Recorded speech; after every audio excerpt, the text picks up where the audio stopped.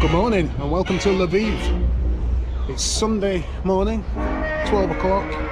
I've just had a wonderful coffee at that place there.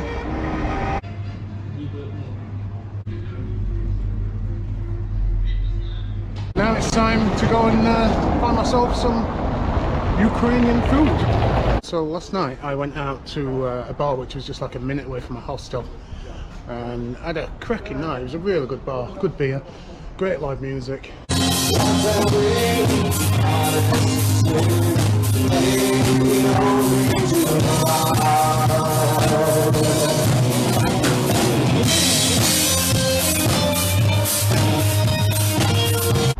I woke up feeling pretty good today. I've had a really good sleep in the hostel. There was no snorers, so, well, there was one guy, but he was on and off, so it was okay.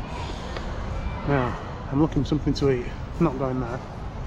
I want some traditional Ukraine food. Right, so I've no idea what any of that says, but it looks like food.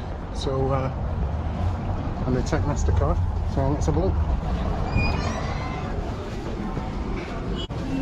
No idea what any of this is.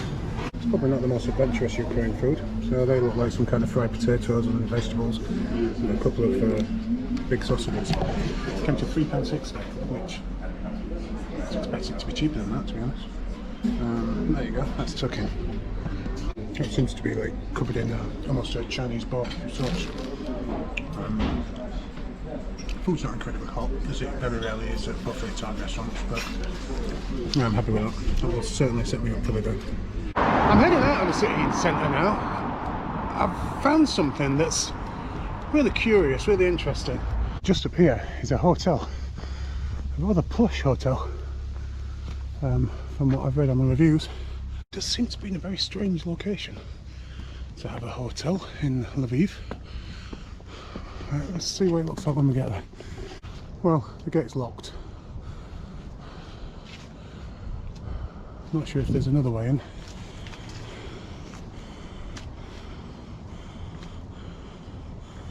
There is a road over there. Maybe I can get to it that way. Welcome to Lviv.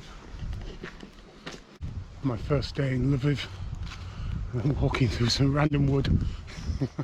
The gates are open. I don't know if I'm allowed to go in. This is a place called the Citadel, which was actually built in the 1850s as a way to deter civilian uprising against the state.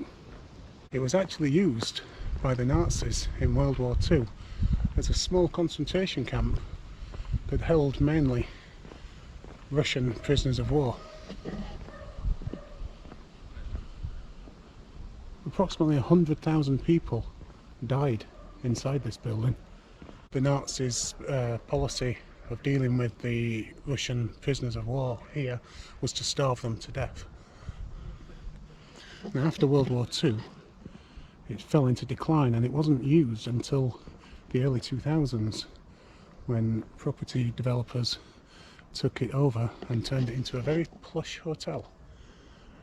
Now there's absolutely no plaque or memorial or any mention of the fact that it used to actually be a concentration camp. So I wonder how many people have stayed in this hotel not knowing that their room will have been the site of many deaths. And there's even a wedding going on right now, so I don't want to spoil it for them by telling them that they're getting married in a former concentration camp. I wonder if they know. It's very nice. You can see why people would choose to get married here. The site of 100,000 deaths. We'll get to the cathedrals in the city centre soon, don't worry. This is a monument to the victims of crimes under communism. Ukraine only gained independence from the USSR in 1991 after 45 years of communist rule.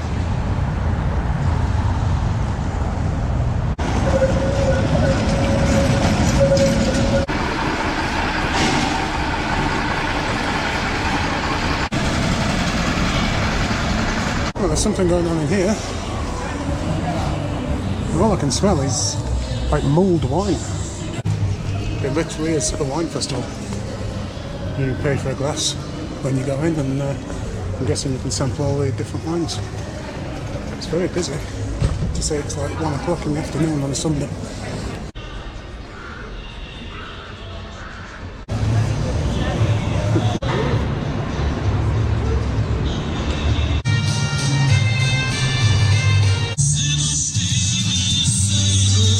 Oh, at the old Lviv Sunday afternoon book market.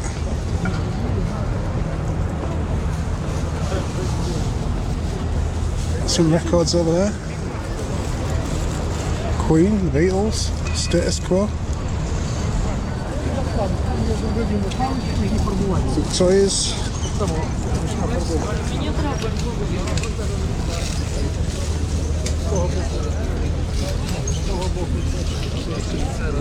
Some random stuff. This is the bar that I nearly ended up in last night. It's called the Masok's Bar, or Masok's Cafe, named after this guy, who was an inspirer of masochism. And if you put your hand in his pocket, yep, you get to feel his todger. It's a nice welcome.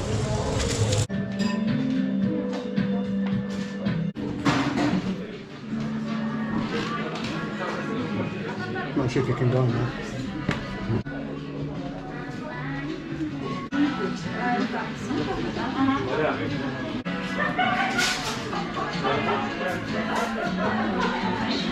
A lot of whipping going on in there. Right, let's have a look at the merchandise.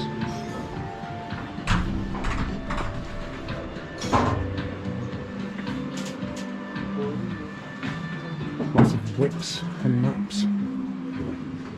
Chains.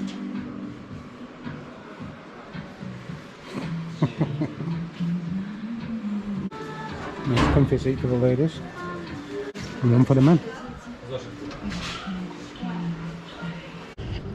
The beer belly of Ukraine. That'll be me after the European trip's finished.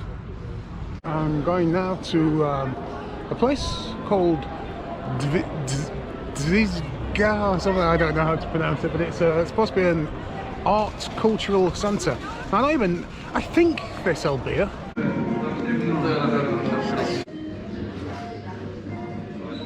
It's a very weird thing because like you order beer, it comes in a bottle. Is that the same as what I've just had? Oh, I don't know. But they ask you, do you want us to open it? Both times I've had bottled beers in places and they say, do you want us to open it? So, well, yes. It was 50, which is about £1.20 or something like that. I think I might be sat in the wrong place here because I'm sat here, there's just no one here. I can hear what sounds like a live jazz band coming from down there somewhere. So I might need to investigate that. So there appears to be an art gallery.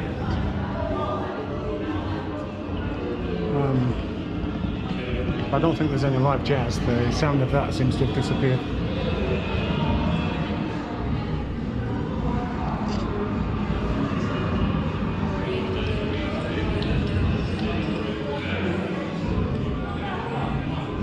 It's a very cool place though.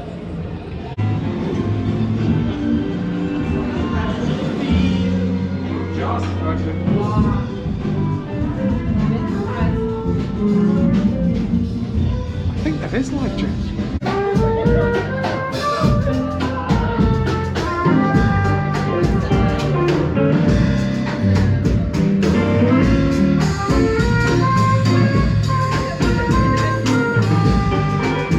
So there was live jazz after all. I was just about to leave and then I heard the music, so I came upstairs and checked these guys out.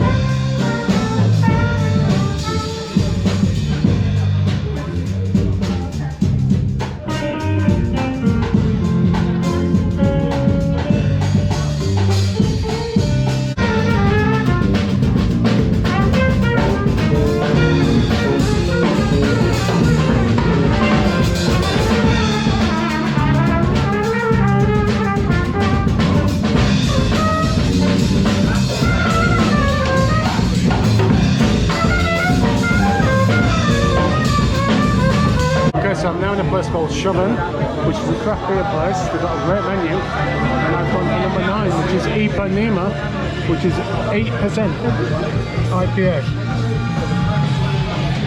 At some point I will eat. I managed to get something to eat, even if it was just a KFC. And yeah, I'm wobbling home now to my hostel, which I think is up there. I think I know where I'm going.